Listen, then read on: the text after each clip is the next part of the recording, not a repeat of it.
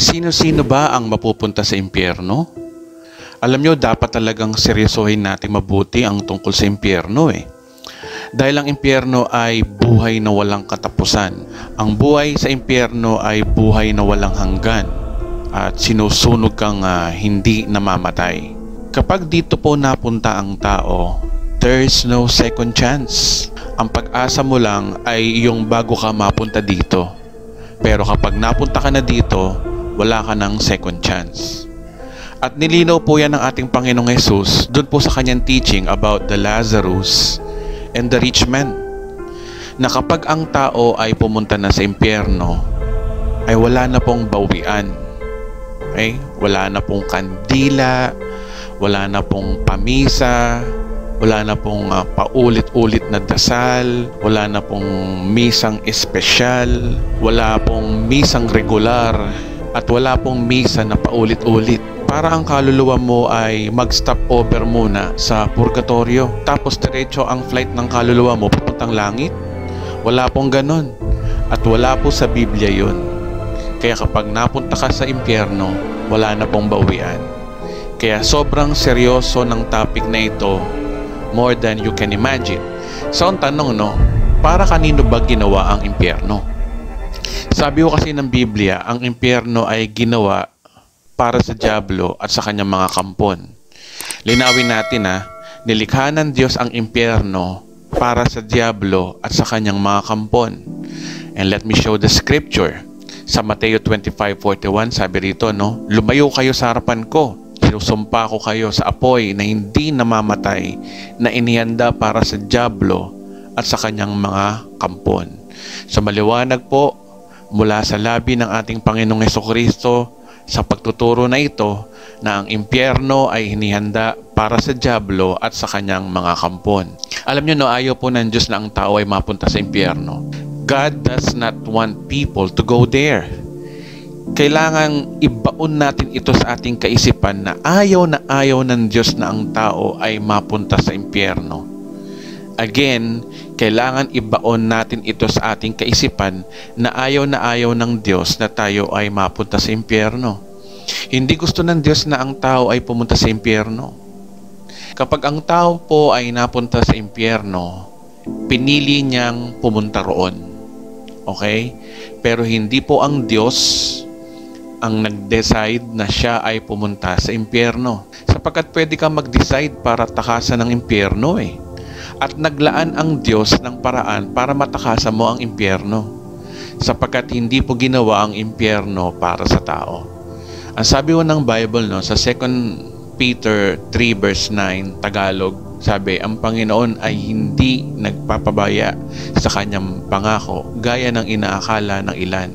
Hindi pa niya tinutupad ang pangakong iyon alang-alang sa inyo. Binibigyan pa niya ng pagkakataon ang lahat upang makapagsisi at tumalikod sa kasalanan sapagkat hindi niya nais ng may mapahamak. So hindi po nais po ng Diyos na ang sino man ay mapahamak.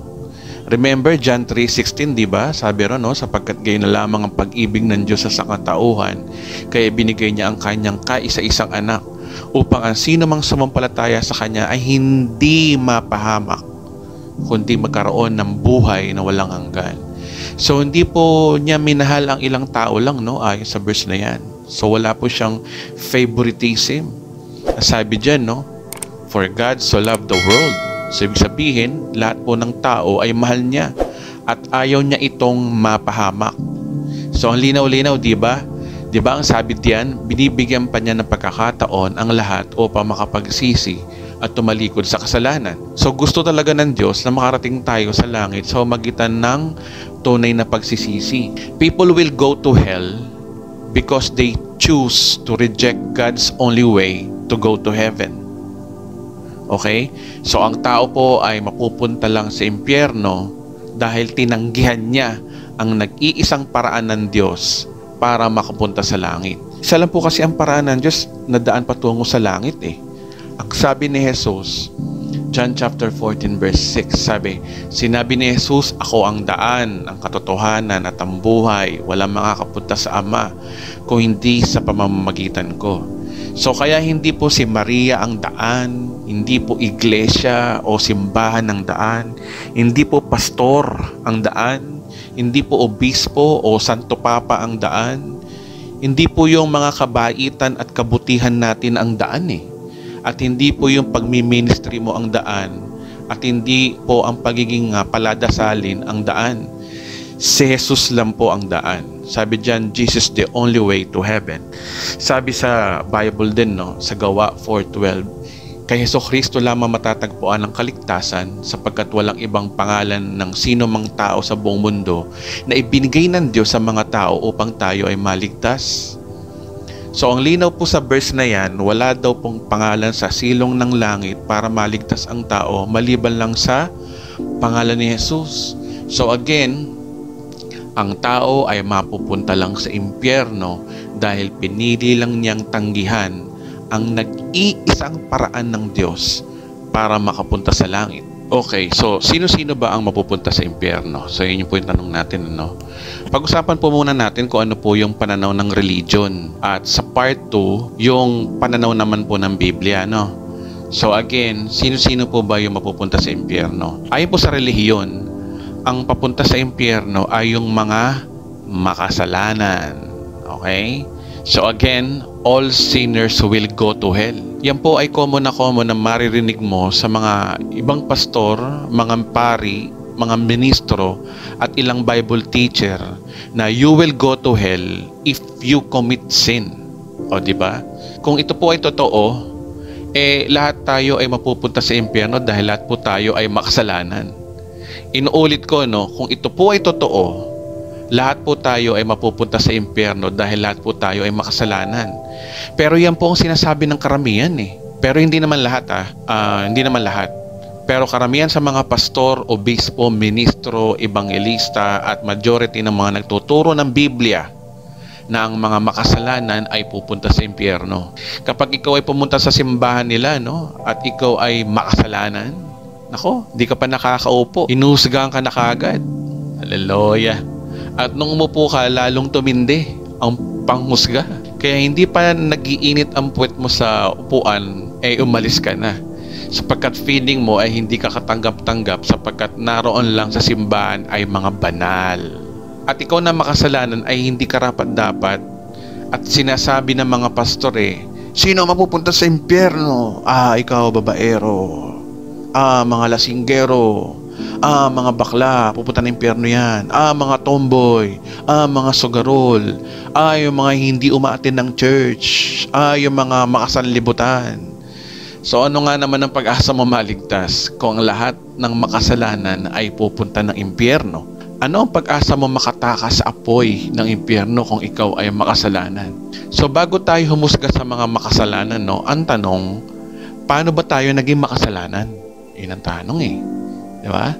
Paano ba tayo naging makasalanan? How did we become sinners? Di ba? Ito po ba ay ating nagawa o dahil sa nagawa ni Adan? So you have two choices. Tayo po ba ay nakagawa ng kasalanan, kaya tayo ay naging makasalanan, at dahil dito pupunta tayo sa impyerno?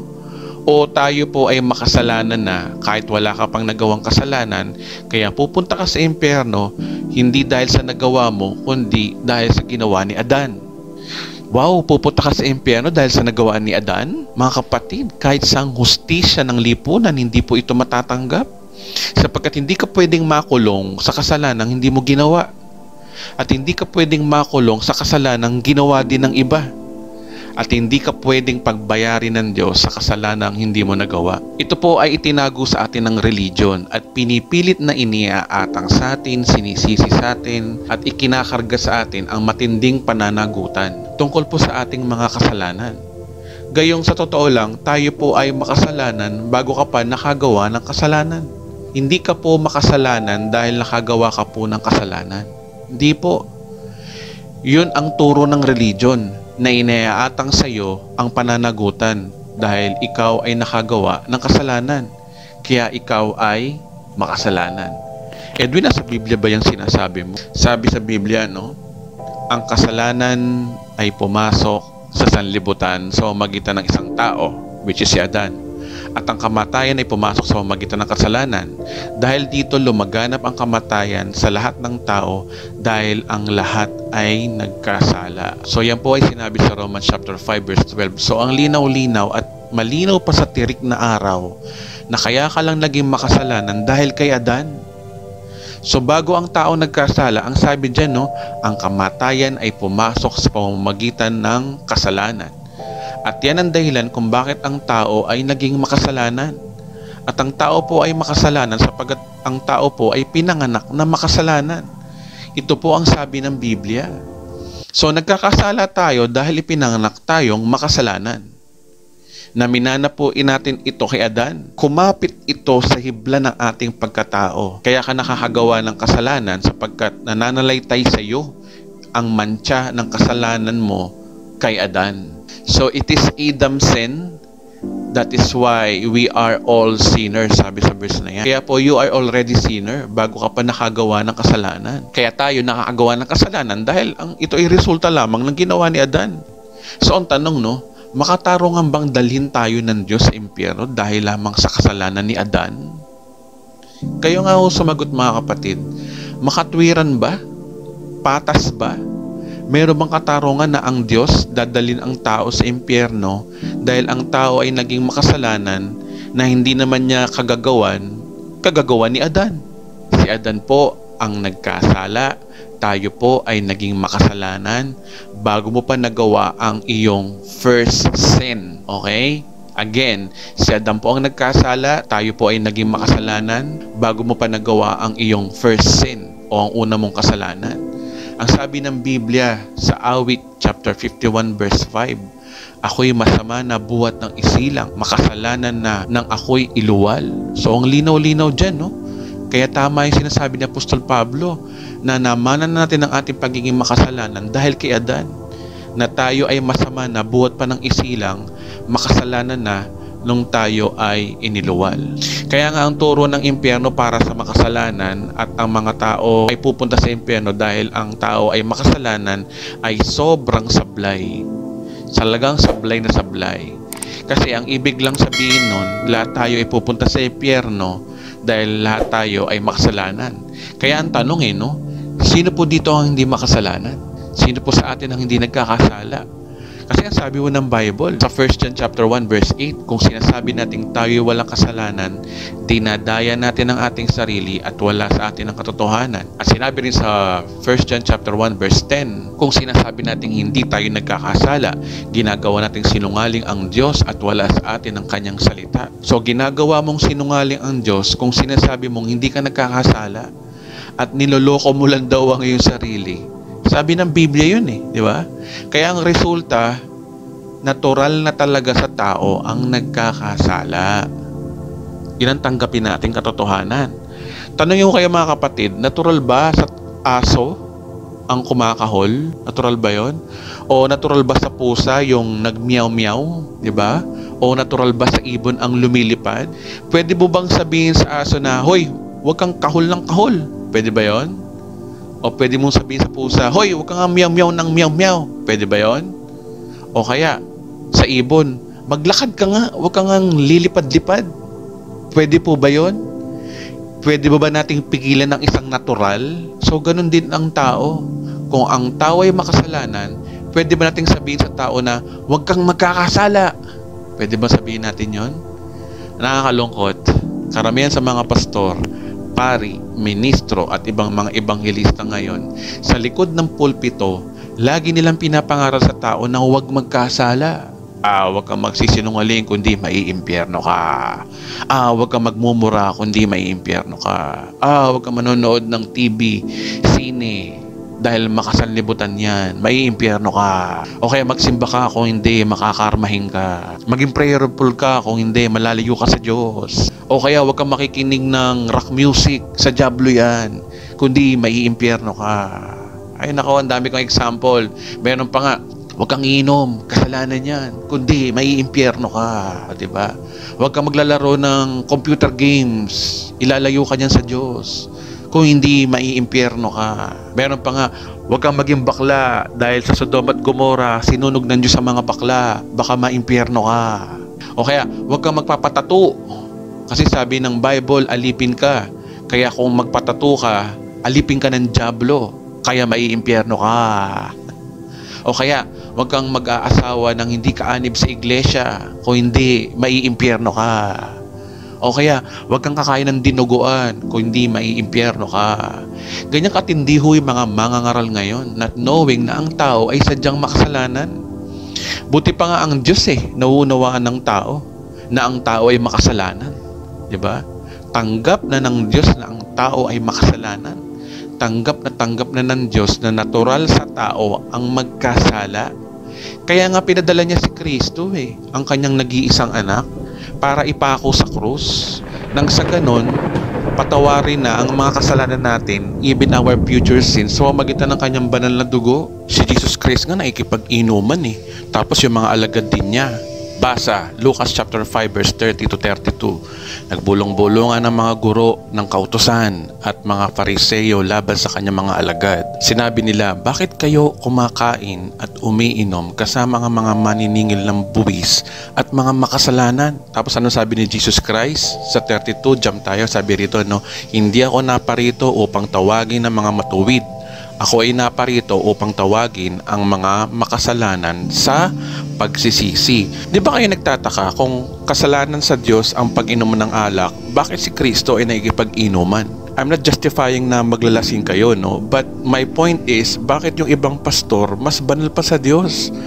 Ang Diyos tanggap na ang tao ay makasalanan, pero ang ibang mangangaral galit na galit sa kasalanan.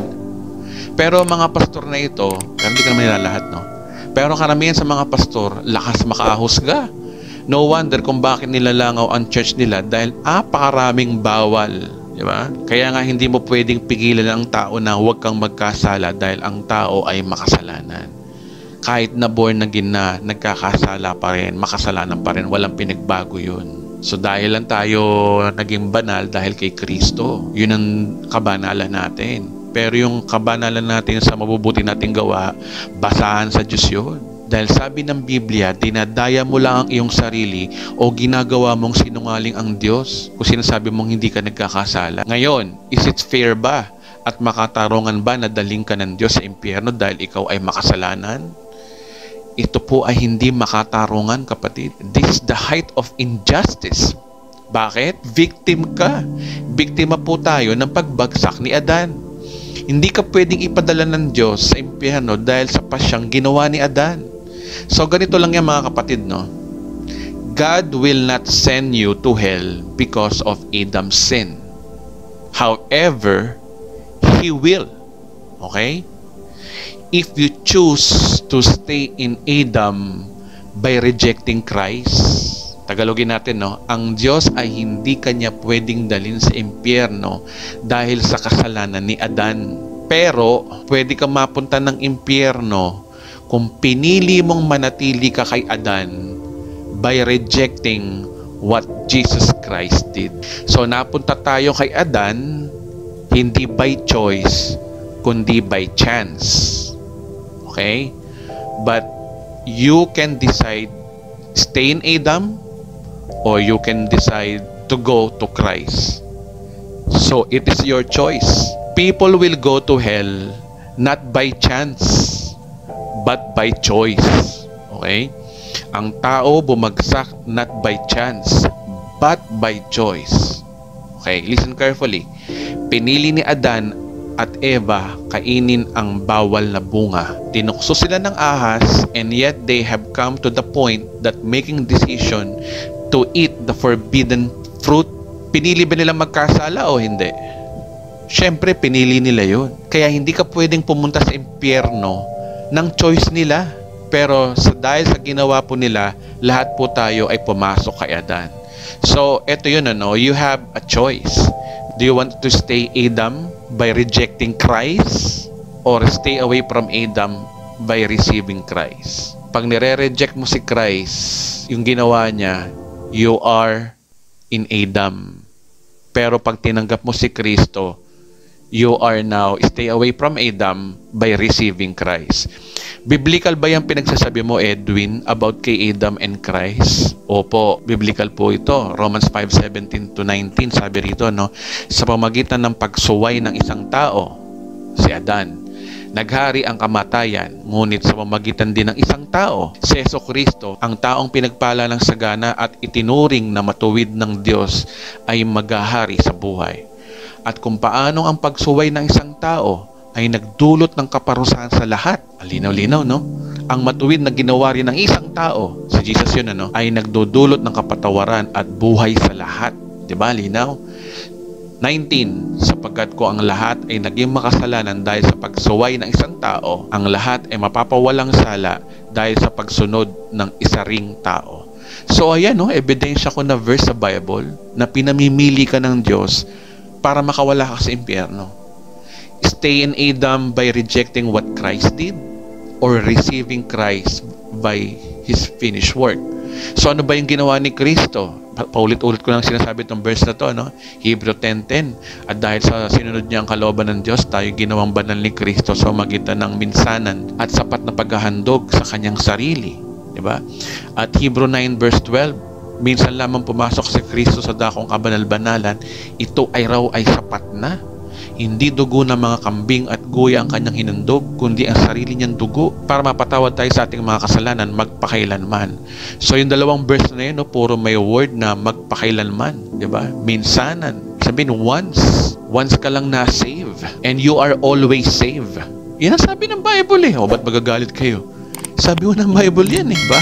At yun yung ginawa ni Kristo sa krus, yung pinatawad ka at ginawa kang banal forever. Ayan, no, ang linaw, forever po yan. Kapag sinabing forever means walang bawian. Forever kang pinatawad, forever kang banal, forever kang ligtas. Ganyang kadakila yung ginawa ni Kristo.